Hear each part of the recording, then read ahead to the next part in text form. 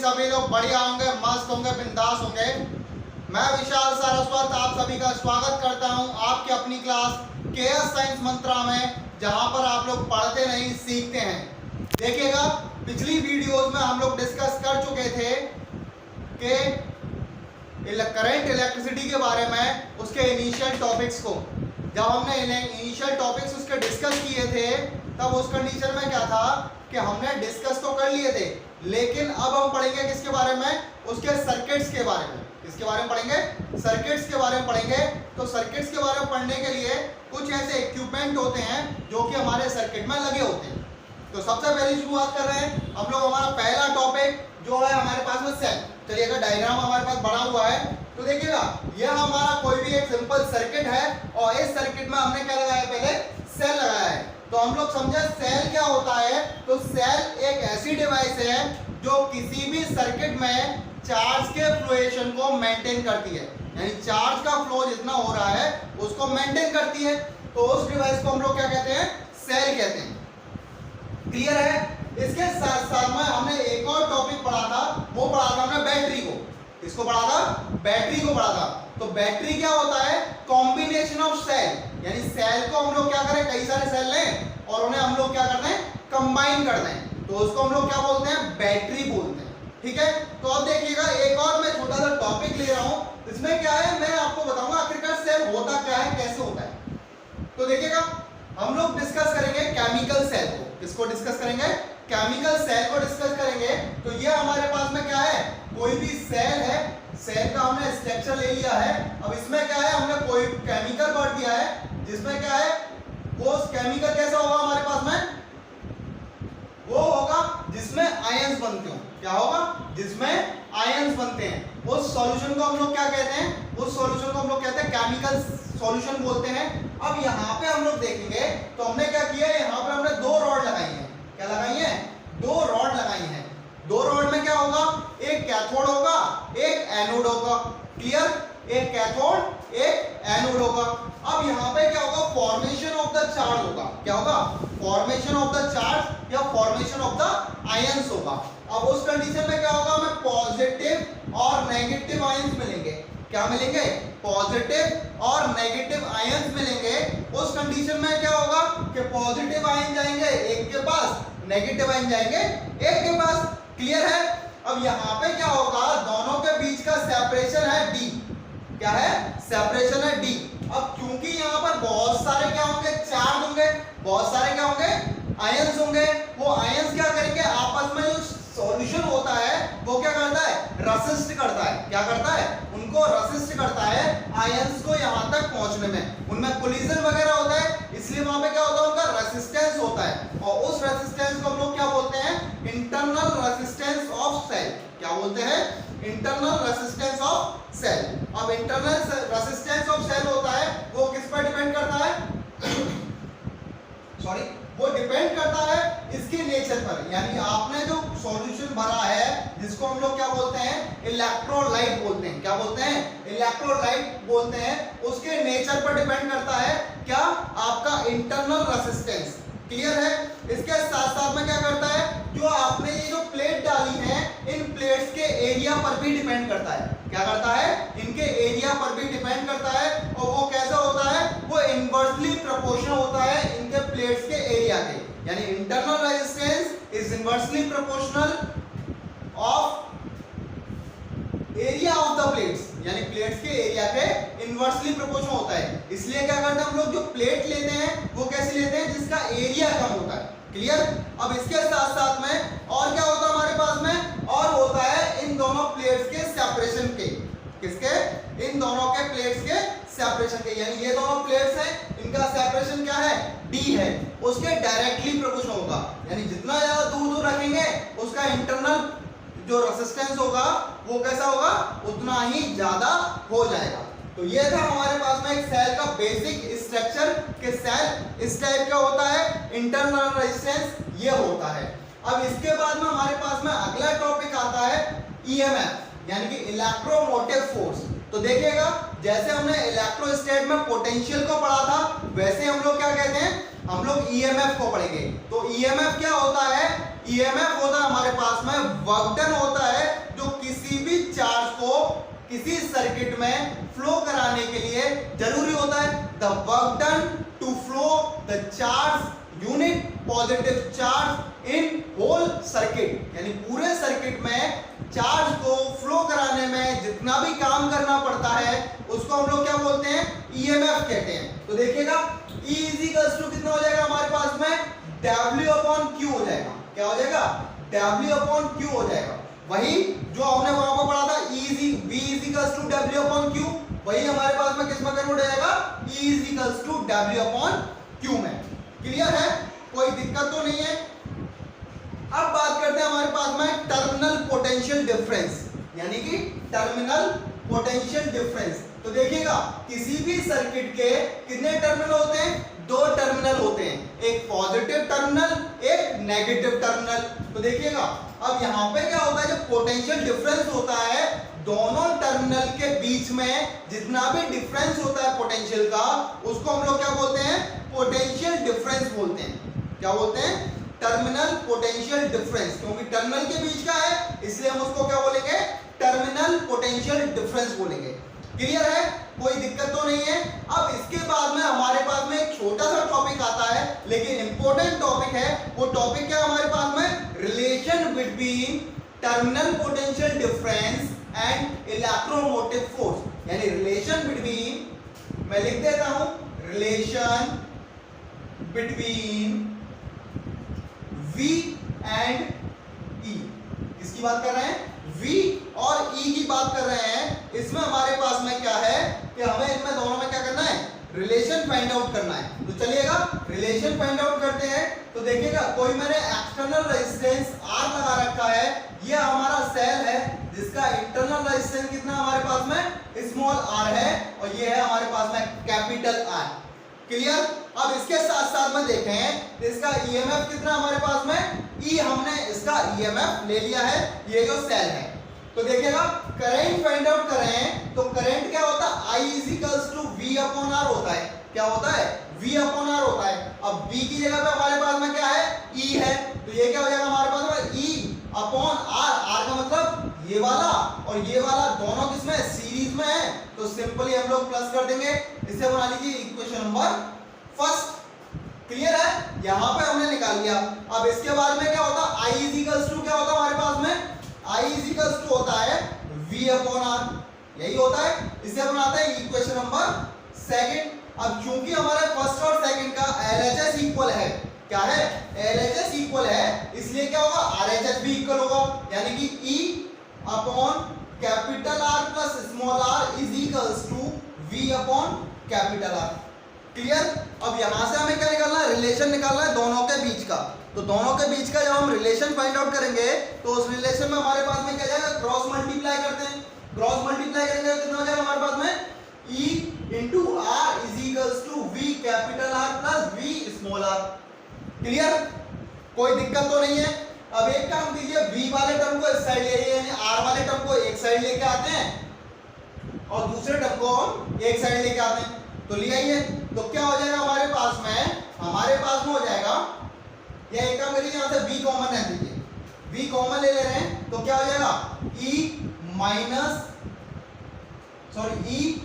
Is equals to V/R प्लस small r। Clear. अब यहां से देखेंगे तो हमारे पास में क्या आ जाएगा, V आ जाएगा। अब V और R में हमारे पास में क्या रिलेशन आ गया, V और E में ये रिलेशन हमारे पास में आ गया है। क्लियर। अब यहां से देखेंगे तो ये रिलेशन हो गया। अब हम बात करें करंट के लिए, किसके लिए बात करें, करंट के लिए बात करें, तो V इज इक्वल्स टू क्या होता है हमारे पास में, E-I इंटू स्मॉल r। क्या होता है, V is equals to E-I r। Clear. अब इसके बाद इसके साथ में देखें, अगर हमें E की वैल्यू निकालनी है तो E इज इक्वल्स टू कितना हो जाएगा हमारे पास में, लाइए यहां पर इसको, तो क्या हो जाएगा, V plus small I into R, यानी कि इसके अक्रॉस पोटेंशियल प्लस आपका जो टोटल पोटेंशियल डिफरेंस है टर्मिनल का, उनके साथ में। क्लियर है। अब इसके साथ में देखेंगे तो हमारे पास में देखिएगा कुछ इंपॉर्टेंट टॉपिक्स आते हैं। क्या आते हैं? इंपॉर्टेंट टॉपिक्स, यानी इंपॉर्टेंट नोट्स की हम लोग बात करें, टॉपिक ना बोले उन्हें ज्यादा बेहतर रहेगा, नोट बोलते हैं। नोट क्या है कि सेल हमारा कब तो चार्ज होगा और कब डिस्चार्ज होगा। जैसे घरों में हमारे पास में इन्वर्टर लगे होते हैं, इन्वर्टर में बैटरी होती है, तो हम लोग वहां पे पता करते हैं कि बैटरी चार्ज हो रही है या डिस्चार्ज हो रही है, वो कंडीशन क्या बनती है। तो देखिएगा मैं यहाँ बता दूं, एक पॉजिटिव टर्मिनल एक नेगेटिव टर्मिनल, यही होता है। यानी कि अगर यहाँ पॉजिटिव टर्मिनल में करंट एंटर कर रही है, यानी पॉजिटिव टर्मिनल में करंट एंटर कर रही है और नेगेटिव टर्मिनल से बाहर निकल रही है, तो उस कंडीशन में क्या हो जाएगा, सेल चार्ज होगा। क्या होगा? सेल चार्ज हो रहा है इस टाइम पर। क्लियर। अगर पॉजिटिव टर्मिनल से बाहर निकल रही है और नेगेटिव टर्मिनल में क्या कर रही है, एंटर कर रही है, तो उस कंडीशन में क्या हो जाएगा, हमारे पास में सेल डिस्चार्ज होगा। क्या होगा? सेल डिस्चार्ज होगा। क्लियर। कोई दिक्कत तो नहीं है। अब यहाँ पे आगे आने के बाद में हमारे पास में अगला टॉपिक आता है, जैसे हमने कैपेसिटेंस को कंबाइन किया था, यानी कॉम्बिनेशन ऑफ कैपेसिटेंस पढ़ा था, उसके बाद हमने पढ़ा था कॉम्बिनेशन ऑफ रेसिस्टेंस। इसके तरह ही हमारे पास में करंट इलेक्ट्रिसिटी के अंदर भी आता है कॉम्बिनेशन ऑफ सेल, यानी सेल को कंबाइन करना है। तो सेल को हम लोग तीन तरीके से कंबाइन करते हैं। पहला हमारा तरीका होता है पहला तरीका होता है सीरीज में। किसमें होता है? सीरीज में हमें ऐड करना है इनको किसमें ऐड करना है? सीरीज में ऐड करना है। तो सीरीज के लिए सिंपल सा है कि सभी सेल को लो और जोड़ते जाओ, नेगेटिव से पॉजिटिव, पॉजिटिव से नेगेटिव की तरफ, और कहां तक जोड़ते हैं, हमने n सेल तक जोड़ दिया। अब इसके साथ में क्या लगाना, हमको एक्सटर्नल रेजिस्टेंस भी लगाना है, लगा दिया हमने एक्सटर्नल रेजिस्टेंस R। यहाँ पे सभी सेल का क्या होगा, EMF भी प्लस होना है। क्लियर है। तो EMF प्लस होना है तो इंटरनल रेजिस्टेंस भी इसका आना चाहिए, यानी ये हो गया R1 और कहां तक हो गया, Rn तक हो गया। ये हमारे पास में E1, ये E2 और ये कहां तक हो गया, हमारे पास में En तक हो गया। क्लियर। अब हमें क्या करना है, बेसिकली जब हम रेजिस्टेंस को प्लस करते हैं, या सॉरी सेल को हम लोग कंबाइन करते हैं, उस कंडीशन में हमें क्या निकालनी होती है, करंट निकालनी होती है। तो करंट के लिए बात करेंगे, टोटल E कितना हो जाएगा हमारे पास में, कॉम्बिनेशन के बाद में कितने सेल लगे हुए हैं, N लगे हुए हैं, तो कितना हो जाएगा, Ne हो जाएगा। यानी टोटल EMF कितना हो जाएगा हमारे पास में, total EMF is equals to Ne, यानी N का मल्टीप्लाई कर दो E में, तो हमारे पास में आ जाएगा। इसके बाद में क्या आएगा, स्मॉल r का इक्विवेलेंट, यानी जो छोटे छोटे r लगे हुए हैं R1 से लेकर Rn तक, तो कितना हो जाएगा, सीरीज में लगे हुए हैं अभी, तो ये कितना हो जाएगा, Nr हो जाएंगे। अब हमें क्या निकालना है, करंट निकालना है। तो I इज इक्वल्स टू क्या होता है, total EMF upon total resistance. तो देखेंगे हमारे पास में कितना हो जाएगा, Ne by capital R plus Nr। Clear है। तो यहां तक तो कोई इशू नहीं होना चाहिए, कि यहां तक आपको समझ में आ जाना चाहिए। अगर कोई इशू आ रहा है तो आप मेरे साथ में शेयर कर सकते हैं। ठीक है। अब हमारा अगला टॉपिक आता है पैरेलल में कनेक्ट करना। किस में कनेक्ट करना है, पैरेलल में कनेक्ट करना। तो पैरेलल के लिए मैं आपको डायरेक्ट फॉर्मूला बता देता हूं। क्या बता देता हूं, डायरेक्ट फॉर्मूला बताता हूं। वहां पर हमारे पास में क्या आएगा, जो I की वैल्यू है, हमें बेसिकली I की वैल्यू ही फाइंड आउट करनी है कॉम्बिनेशन के अंदर।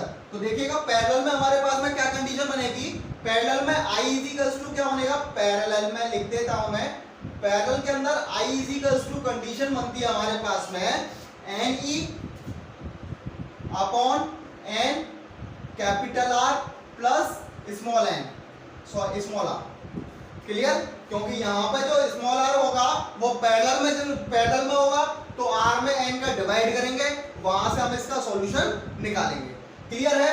इसके बाद में आता है हमारे पास में मिक्स में। किसमें, मिक्स में। तो मिक्स के अंदर क्या होता है हमारे पास में, कि सेल सीरीज में भी होते हैं और सेल पैरेलल में भी कंबाइन होते हैं। तो उस कंडीशन में हमारे पास में क्या आता है, मैं लेट कर लेता हूं, लेट किया मैंने किसके लिए, मिक्स के लिए, n is equals to number of cell. ठीक है। m is equals to number of row, यानी कितनी रो में आपने लगाया हुआ है। क्लियर। अब यहाँ पे हम लोग डिस्कस करेंगे, तो उस कंडीशन में हमारे पास में क्या आता है, I is equals to, current निकालना है, तो I इज इक्वल्स टू आएगा N इंटू एम ई, क्या आएगा N M E। यहाँ पे N क्या है नंबर ऑफ सेल, M क्या है नंबर ऑफ रो, E क्या है हमारे पास में EMF। ध्यान रखिएगा यहाँ पे जो हम प्लस करेंगे वहां पर जो E होगा वो सेल का कैसा रहेगा, सेम रहेगा, क्योंकि हम सेम ही लेकर के इसको काम कर रहे हैं। और नीचे क्या आएगा हमारे पास में N into small r plus capital M into R, यानी कि M क्या है हमारे पास में नंबर ऑफ रो। क्लियर? तो यहां तक आपका टॉपिक आई थिंक क्लियर हो गया होगा। अब मैं और सारी चीजें डिस्कस करता हूं कि आप लोग कैसे पता करेंगे कि वहां पर क्या कंडीशन बनती है जब आप क्वेश्चन सॉल्व कर रहे हो। तो देखिएगा अगर किसी सेल का पॉजिटिव टर्मिनल किससे जुड़ा हुआ है, नेगेटिव से जुड़ा हुआ है, यानी पॉजिटिव टर्मिनल मैंने यहाँ पे ले लिया, एक ये है और एक ये है, तो उस कंडीशन में क्या होगा, सेल को हम लोग प्लस करेंगे, क्या करेंगे, सेल का जो कॉम्बिनेशन होगा, मान लीजिए इसका क्या है E1 और इसका क्या है E2, उस कंडीशन में क्या होगा, उस कंडीशन में जो आएगा हमारे पास वो आएगा E is to E1 plus E2, यानी दोनों को क्या करेंगे आप लोग डायरेक्टली प्लस कर देंगे। क्लियर है? अब इसके बाद में देखें अगर हमारे पास में क्या है, पॉजिटिव टर्मिनल जुड़ा हुआ है नेगेटिव से और नेगेटिव टर्मिनल जुड़ा हुआ है पॉजिटिव से, यानी पॉजिटिव पॉजिटिव जुड़े हुए हैं और नेगेटिव नेगेटिव जुड़े हुए हैं, तो उस कंडीशन में क्या आएगा, उस कंडीशन में हमारे पास में जो कंडीशन बनेगी वो बनेगी E is equals to E1 approximate E2, क्या बनेगा E1 अप्रोक्सीमेट E2, यानी जिसकी वैल्यू ज्यादा होगी उसमें से हम छोटे वाले को माइनस कर देंगे।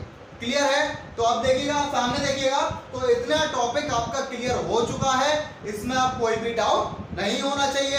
अगर कोई भी डाउट आता है तो आप मेरे साथ अपने डाउट को शेयर करेंगे।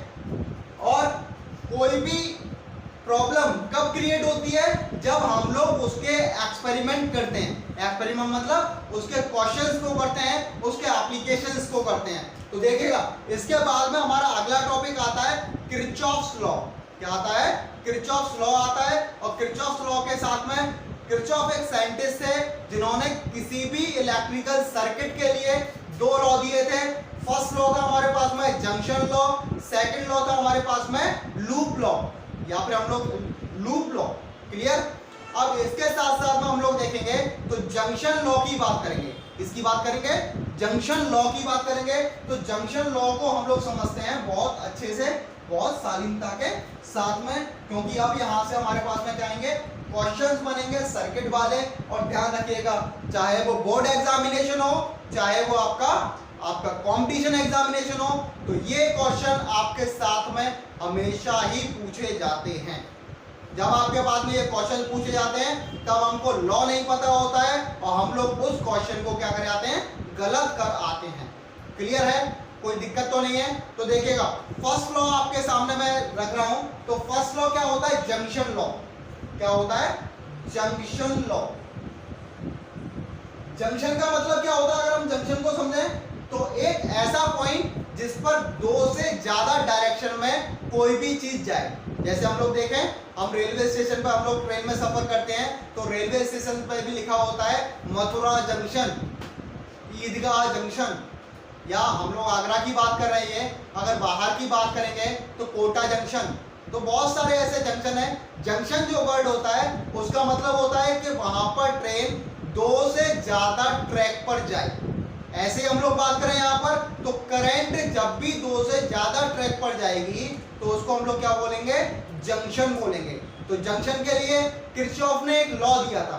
क्या लॉ दिया था? उन्होंने कहा था the algebraic sum of current at any junction will be zero, यानी किसी भी जंक्शन पर जो करंट है उसका अलजेब्रिक सम, यानी कि जो पॉजिटिव है वो पॉजिटिव लेना है, जो नेगेटिव है वो नेगेटिव लेना है, उसमें क्या होगा, वो कैसा रहेगा, जीरो रहेगा। या फिर दूसरे शब्दों में हम लोग बात करें तो दूसरे शब्दों में उन्होंने ये बताया था total incoming current is equals to the total outgoing current. इसका मतलब ये नहीं है कि क्या कि हमें क्या करना है कि जितना भी करंट आएगा उतना ही करंट जाएगा। हमने ये नहीं कहा कि हमारी इनकम क्या है 5,000 रुपए है और हम लोग खर्च कर दें कितना 20,000, तो ये तो पॉसिबिलिटी है नहीं। अगर हम लोग कायदे से चलेंगे तो हमारे पास में 5,000 रुपए की इनकम है तो हम लोग आउटगोइंग भी कितनी कर सकते हैं 5,000 रुपए की ही कर सकते हैं। तो यही बात उन्होंने ही बताई थी। क्या बताई थी कि एक ये जंक्शन उन्होंने लेट कर लिया था जिस पर करंट आती थी और जाती थी। मैंने यहाँ पर 5 करंट लिए हैं, एक करंट I1, दूसरी करंट I2, तीसरी करंट I3, चौथी करंट I4, पांचवी करंट I5। तो देखिएगा ये वाली करंट इनकमिंग है, ये वाली करंट इनकमिंग है और ये वाली करंट भी इनकमिंग है। तो इसका मतलब क्या होगा, summation of I is equals to 0, यानी सभी का समेशन करेंगे तो वो किसके इक्वल आना चाहिए 0 के इक्वल आना चाहिए। यानी कि I1 आ रही है तो पॉजिटिव ले लिया, I2 जा रही है तो नेगेटिव ले लिया, I3 आ रही है तो पॉजिटिव ले लिया, I4 जा रही है तो नेगेटिव ले लिया, I5 आ रही है तो पॉजिटिव ले लिया। इन सभी का सम कितना होना चाहिए 0 के इक्वल होना चाहिए। अब क्या है नेगेटिव वाले को एक साइड करते हैं तो कितना हो जाएगा I1 plus I3 plus I5 is equals to I4 I2 plus I4। यानी कि अब हम यहाँ पे देखेंगे तो हमारे पास में क्या है, ये सारी जो करंट है वो क्या है हमारे पास में इनकमिंग है। कैसी है इनकमिंग है। तो incoming current is equals to ये कौन सी है आउटगोइंग करंट है। कैसी है आउटगोइंग करंट। तो दोनों हमारे पास में कैसी है इक्वल है। तो यही बात उन्होंने क्या बोली थी, यही बात बोला था कि जो इनका अलजेब्रिक सम होगा वो किसके इक्वल होगा 0 के इक्वल होगा। और दूसरे रिलेशन से उन्होंने ये बता दिया कि जो इनकमिंग करंट है उसकी वैल्यू किसके इक्वल होगी आउटगोइंग करंट के इक्वल होगी। अब देखेंगे हम लोग सेकंड टॉपिक। अब हम लोग क्या देखेंगे सेकंड टॉपिक देखेंगे। देखिएगा हमारा जो सेकंड टॉपिक है वो है सेकंड लॉ ऑफ किरचॉफ, यानी किरचॉफ का सेकंड लॉ, जो कि है हमारे पास में लूप लॉ। क्या है लूप लॉ है। तो लूप लॉ में क्या होता है, जब हमारा सर्किट एक से ज्यादा लूप में काम कर रहा होता है, यानी हमारा जो सर्किट है वो हमारा कैसा है एक से ज्यादा लूप का है, तो उस कंडीशन में उन्होंने ये बताया था कि the sum of the algebraic sum of product of current and resistance remains 0 और equal to the total EMF। किसके इक्वल टोटल EMF के इक्वल उन्होंने बताया था। या फिर क्या बोला था, या फिर ये बोला था, हम लोग दूसरे शब्दों में बात करें तो दूसरे शब्दों में उन्होंने ये बोला था कि the algebraic sum of EMF in any circuit is equal to the algebraic sum of product of resistance and respective current। Clear. तो यहाँ पे हम लोग देखेंगे तो यहाँ पे हमारे पास में क्या बोला था, उन्होंने बोला था जैसे मैं एक सर्किट बना लेता हूँ, पहले क्या बना लेते हैं हम लोग सर्किट बना लेते हैं। सर्किट में क्या है हमारे पास में, यहाँ पर हमने सेल लगा दिया, सेल के साथ में इंटरनल रेजिस्टेंस भी है स्मॉल r, और इसके साथ साथ में ये कन्वर्ट कर दिया हमने दो लूप के अंदर। कितने लूप के अंदर, दो लूप के अंदर कर दिया। एक रेजिस्टेंस हमारा यहाँ रखा हुआ है, एक रेजिस्टेंस हमारा यहाँ भी है, एक रेजिस्टेंस यहाँ है, एक रेजिस्टेंस यहाँ है, एक यहाँ पर और एक यहाँ पर। तो देखेंगे ये हमारे पास में R1 R2 R3 नाम से मैंने रेजिस्टेंस ले लिए, ये R4 R5 और R6 के नाम से। क्लियर है, कोई दिक्कत तो नहीं है। अब लैंड करते हैं हम लोग बात को। पहले हम इसका नाम ले लें, तो नाम हम देते हैं A B C D F G। क्या दे दिया हमने A B C D F और G। क्लियर, कोई दिक्कत तो नहीं है। अब यहां से देखते हैं, अगर हमारे पास में यहाँ पे करंट I जा रही है, यहाँ पर हम लोग मान लें I1 है, तो यहाँ पे कितनी हो जाएगी हमारे पास में I2 हम लोग लेट कर लेते हैं। ये हमारे पास में करंट जा रही है सारी। तो फर्स्ट लूप कौन सा हमारे पास में ये है, और सेकंड लूप क्या है हमारे पास में ये है। तो अब हमें क्या करना है, अब हमें बनानी है इक्वेशंस। क्या बनानी है, इक्वेशंस बनानी है। तो पहले लूप के लिए हम लोग इक्वेशन बनाते हैं। तो पहले लूप के लिए क्या हो जाएगा, I R1 plus I1 R2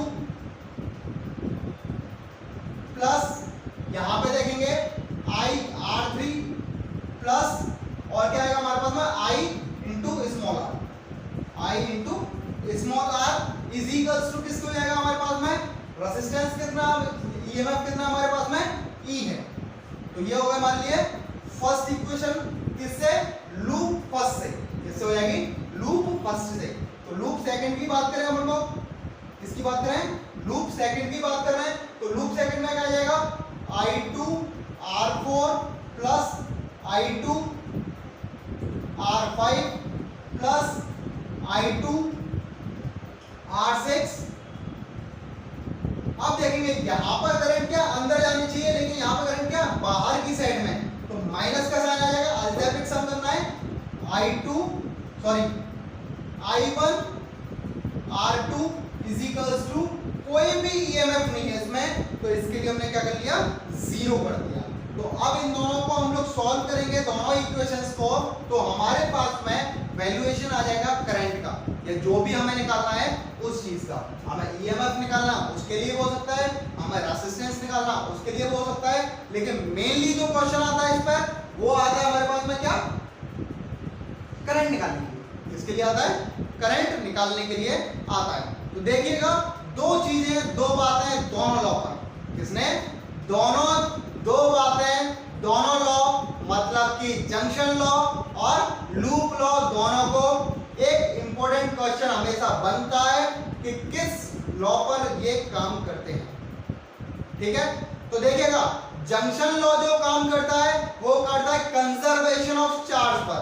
किस पर काम करता है, कंजर्वेशन ऑफ चार्ज पर। और लूप लॉ किस पर काम करता है, कंजर्वेशन ऑफ एनर्जी पर। क्लियर, तो दो चीजें, यानी फर्स्ट लॉ काम करता है लॉ कंजर्वेशन ऑफ चार्ज, और सेकंड लॉ काम करता है हमारे पास में कंजर्वेशन ऑफ एनर्जी। क्लियर। तो इसके बाद में देखिएगा हमारा जो अगला टॉपिक है वो टॉपिक है व्हीट स्टोन ब्रिज। क्या है, wheat stone bridge. Wheat stone एक साइंटिस्ट थे जिन्होंने क्या किया था, जिन्होंने रेजिस्टेंस का कंबाइन किया था। उस कंबाइन में उन्होंने उसको कंबाइन किया था किस पर, एक रेक्टेंगल, या हम लोग कहें एक स्क्वायर के फॉर्म में, जिसकी हर एक ब्रांच पे क्या लगा हुआ था, एक रेजिस्टेंस लगा हुआ था। उस रेजिस्टेंस के थ्रू डायगोनल पर उन्होंने क्या लगाया था, गैल्वेनोमीटर भी लगाया था। क्या लगाया था, गैल्वेनोमीटर भी लगाया था। किस तरीके से लगाया था वो मैं आपको बताता हूं। तो देखिएगा जो डायग्राम था वो कुछ इस तरीके से था, वो था इस तरीके से कि ये हमारे पास में एक ब्रांच, मैं बड़ा बना देता हूं थोड़ा सा क्योंकि अभी इसमें हमें काम भी करना है। ये हमारे पास में थी एक ब्रांच, ये दूसरी ब्रांच, ये तीसरी ब्रांच और ये चौथी ब्रांच। यहां पर लगाया था उन्होंने गैल्वेनोमीटर। हर एक ब्रांच में क्या था, एक रेजिस्टेंस लगा हुआ था। क्या लगा हुआ था, एक रेजिस्टेंस लगा हुआ था। ये मान लीजिए R1, ये R2, या हम लोग करें, चलो R1 R2 नहीं करें, हम लोग करते हैं P Q R और S, क्योंकि आपकी सभी बुक्स में P Q R S लेकर के ही काम किया गया है। ठीक है, और इसमें क्या लगा हुआ है, गैल्वेनोमीटर लगा हुआ है। गैल्वेनोमीटर लगने होने के साथ में जब ये ब्रिज, यानी कि ये जो ब्रिज है इसको हम लोग बोलते हैं व्हीट स्टोन ब्रिज। क्या बोलते हैं, व्हीट स्टोन ब्रिज बोलते हैं। और बैलेंस की कंडीशन में, किसमें, बैलेंसिंग कंडीशन में, यानी कि जब इसमें बैलेंस कंडीशन होगी तो जो डायगोनल ब्रांच है, डायगोनल ब्रांच हम लोग लेते हैं A B C D, ये हमने ले लिया A B C D करके, हमने क्या लिया, इनका नेमिंग कर दिया सभी पॉइंट्स का। ठीक है, तो अब इसमें क्या है, डायगोनल ब्रांच में कोई भी करंट फ्लो नहीं करेगा। क्या, कि अगर ये ब्रिज बैलेंस कंडीशन में है तो इसमें कोई भी करंट फ्लो नहीं करेगा। और वहां पर एक इक्वेशन बनता है, क्या बनता है, P upon Q is equals to R upon S। क्या बनता है, P upon Q is equals to R upon S। और यहां पर एक ध्यान देने वाली बात है कि आखिरकार जो इसका जो चला है, यानी कि ये जो हमारा यूज आता है, ये यूज आता है किसके लिए, ये यूज आता है हमारे पास में किसी भी अननोन रेजिस्टेंस को फाइंड आउट करने में। अगर हमारे पास में ये 4 रेजिस्टेंस में से 3 रेजिस्टेंस पता है और एक रेजिस्टेंस पता नहीं है, तब उस कंडीशन में क्या होगा, उस कंडीशन में यहाँ पर हम लोग वो जो अननोन रेजिस्टेंस है उसकी वैल्यू को फाइंड आउट कर सकते हैं। क्लियर है? तो व्हीट स्टोन का टॉपिक आपको क्लियर होगा। इसके बाद में हमारा अगला टॉपिक आता है मीटर ब्रिज। क्या आता है हमारे पास में? मीटर ब्रिज होता है। और देखिएगा जो मीटर ब्रिज है वो बेसिकली एक्सपेरिमेंट भी है। क्या है? मीटर ब्रिज पर एक्सपेरिमेंट भी है। और ये किस काम आता है? ये काम आता है हमारे किसी भी वायर के रेजिस्टेंस को फाइंड आउट करने में। किसमें काम आता है? किसी भी रेजिस्टेंस के वायर को, किसी वायर के रेजिस्टेंस को फाइंड आउट करने में। उसमें हम लोग क्या करते हैं? हम लोग दो एल शेप, एक प्लेन यानी कि सिंपल, एक एल हम लोग यहां पर लगाते हैं,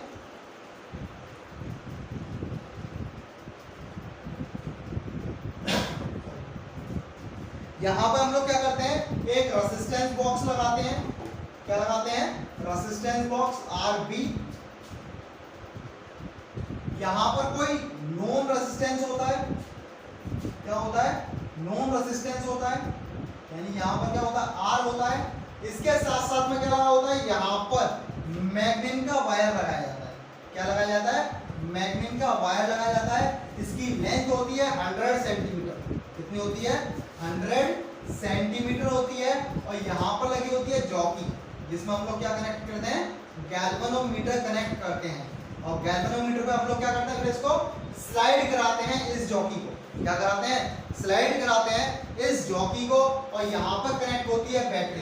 क्या कनेक्ट होती है? बैटरी कनेक्ट होती है। क्लियर?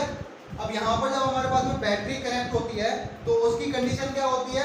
बैटरी कनेक्ट है, ये हमारे पास में जॉकी लगी हुई है, गैल्वेनोमीटर लगा हुआ है। अब क्या करना है? इसको स्लाइड कराते हैं इस वायर पर। और स्लाइड कराने से क्या होता है? यहां पर हमने मान लीजिए ए पॉइंट पर कराया।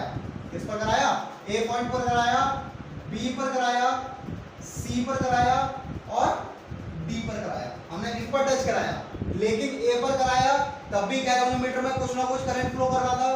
बी पर कराया तब भी इसमें कोई ना कोई करंट फ्लो कर रहा था। सी पर कराया तब भी कर रहा था। और डी पर कराया तब भी कोई ना कोई करंट फ्लो कर रहा था। अब करंट फ्लो कब करता है? जॉकी में करंट फ्लो तब करता है जब वो व्हीट स्टोन ब्रिज आपका बैलेंस कंडीशन में नहीं होता। तो बैलेंस कंडीशन में लेकर के आने के लिए हम लोग क्या करेंगे? हमने इसको कराया फिर एफ पॉइंट पर। किस पर कराया? एफ पॉइंट पर कराया। तो यहां पे क्या मिला हमको? यहां पे मिला हमें नल पॉइंट। क्या मिला? नल पॉइंट मिला, यानी कि गैल्वेनोमीटर में कोई भी करंट फ्लो नहीं कर रहा था। उस कंडीशन में क्या हो जाएगा? ये हमारे पास में ले लीजिए P, ये ले लीजिए Q। अब यहां पर डिस्टेंस कितनी है? मैंने हमारे पास में डिस्टेंस ये ले लीजिए L है, कहां तक की? F तक की डिस्टेंस है। तो बची हुई डिस्टेंस कितनी हो जाएगी हमारे पास में? 100 माइनस L हो जाएगा। क्लियर? तो यहां पे करेंगे तो उस कंडीशन में हमारे पास में कंडीशन क्या बनेगी? कंडीशन क्या थी हमारे पास में? P/Q = R/S। क्लियर? अब हमें फाइंड आउट करना है तो उसके लिए हम लोग क्या करेंगे? P/Q की जगह पे क्या रखेंगे हम लोग? ये है हमारे पास में R/S, यानी RB/R यहां देखेंगे तो इसका रेजिस्टेंस निकालेंगे तो पहले क्या आएगा? R इसे मिलना R' मान लेते हैं। और दूसरे के लिए क्या आएगा? R" = 100 माइनस L/A, जो कि A क्या है हमारे पास में? क्रॉस सेक्शनल एरिया है जो हमने वायर लिया है मैग्नेट का, उसका। अब आगे देखेंगे तो ये हमारे पास में कितना आएगा? ρL/A/100 minus L/A। A से A कैंसिल आउट, रो से रो कैंसिल आउट, तो क्या आ जाएगा हमारे पास में? L/100 minus L। कितना आ जाएगा? L/100 माइनस L हो जाएगा।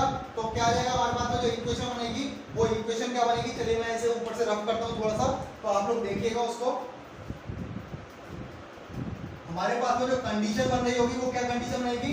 वो कंडीशन बनेगी RB रेफरेंस बॉक्स जिसका हमें पता है, R जिसका हमें नहीं पता है, = L/100 माइनस L। हम इससे जब हम कैलकुलेट करेंगे तो हमारे पास में वैल्यू फाइंड आउट हो जाएगी, क्योंकि जो वायर था उसका रेजिस्टेंस, उसकी लेंथ हम लोग मीटर स्केल पर देख सकते हैं। क्योंकि जो हमारा ये टॉपिक है, कौन सा टॉपिक? मीटर ब्रिज वाला, तो वहां पर एक मीटर स्केल भी लगा होता है जिससे हम लोग किसी भी वायर की या जो वायर हम लोग चेक करना चाहें उसकी वैल्यूएशन हमें पता होता है। रो की वैल्यू भी हमें पता होती है क्योंकि रो सभी के लिए अलग अलग होता है, यानी आपने कौन सा मटेरियल लिया है सभी के लिए अलग अलग होता है। तो देखिएगा यहाँ पर पहुंचने के बाद में आपका इलेक्ट्रिकल सर्किट नाम का टॉपिक कंप्लीट होता है, और अगर इस टॉपिक में कोई भी डाउट है तो आप मेरे साथ डिस्कस कर सकते हैं। अगर कोई भी इशू है तो आप मेरे जो लिंक है उन पर आप डिस्कस कर सकते हैं, अगर नहीं है तो आप मेरे को कॉल या मैसेज भी कर सकते हैं, जो कि आपको वहां लिंक पर सबसे पहले दिखाया जाता है व्हाट्सएप के नाम से, उस पर आप कॉल भी कर सकते हैं और मैसेज भी कर सकते हैं अगर आपको कोई डाउट है। अगर कोई और डाउट है, कोई आपको इनोवेशन चाहिए वीडियोस के अंदर, तो वहां पर आप कमेंट सेक्शन में मेरे साथ छोड़ सकते हैं कि आपको क्या चाहिए, आप क्या चाहते हैं मेरे से, आपको कोई इंप्रूवमेंट चाहिए, आपको कुछ इनोवेशन चाहिए, वो सारे के सारे इनोवेशन आपको इम्प्रूवमेंट आपको वहाँ कमेंट सेक्शन में मिल जाएंगे, आप वहाँ पर कमेंट छोड़ सकते हैं। तब तक के लिए थैंक यू वेरी मच। आप लोग बने रहें मेरे साथ में और सीखते रहें। Thank you.